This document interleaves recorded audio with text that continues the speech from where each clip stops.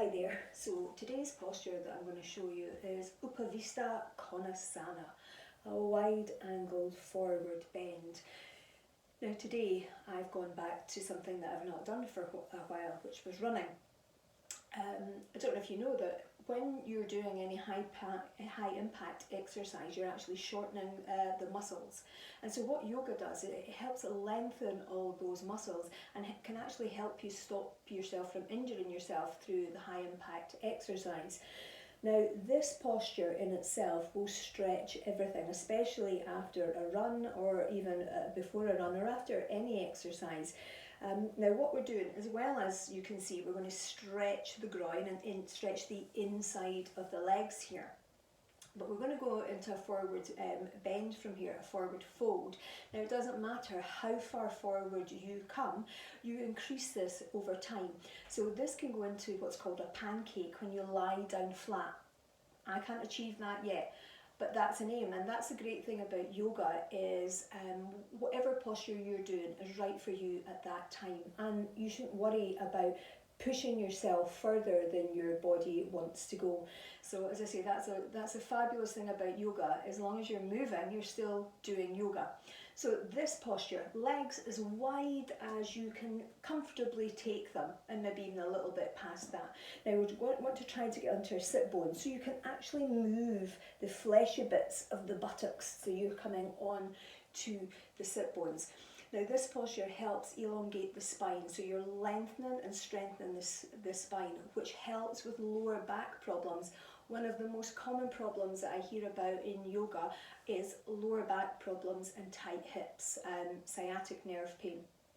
So this one really does help that. But if you're in flare-up, you have to take it really easy. Don't overstretch and cause yourself more pain. So legs as wide as you can, pushing out through the heel, and your toes are up, and lengthen up through that body. You're going to take a nice big breath in and lift up out of your hips without lifting the buttocks up. And as you breathe out, you're thinking about hinging from your hips as you come forward. So you're stretching forwards. Now, bringing your hands down, palms of the hands down. Now, you might be up here. And if you're up here, I want you to think about your breath. So with every breath in, you're creating space, and with every breath out, you're allowing yourself to come a little bit more. Now, a lot of people want to push from the shoulders here, but I really want you to think about this stretch coming from the hinges. So you're hinging forward here of the groin, so you're getting that nice big stretch all the way along, and then you just walk your hands forward, as far forward as you can take them. Now you can do a little bit in between where you're coming down onto your forearms, and then you might be able to lengthen those legs away a little bit more. But wherever you are, breathe. With every breath in, we create space, and with every breath out, we can perhaps go a little bit lower. So you're stretching through with your hands.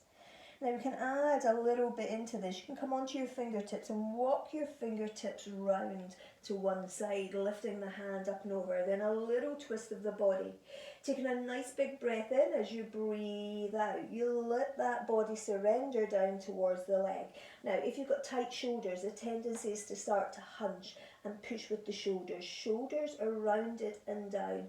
Engage that core. Big breath in. As you breathe out, you let that body surrender. You can reach towards the foot. You can grab onto the foot as long as this shoulder doesn't come up. And you just let that body surrender down to wherever it can. Releasing, walking your hands forwards and then round to the other side. Again, use the breath, a nice big breath in, create that space, a little twist of the body. As you breathe out, let that body surrender down. Now, again, if you're up here, that's fine. You're thinking about maybe walking your hands forward a little bit to get a little bit more of a stretch, as long as you're not lifting up from the other side. So you're nice and evenly balanced. And you're just doing whatever you can. Then walking yourself back round.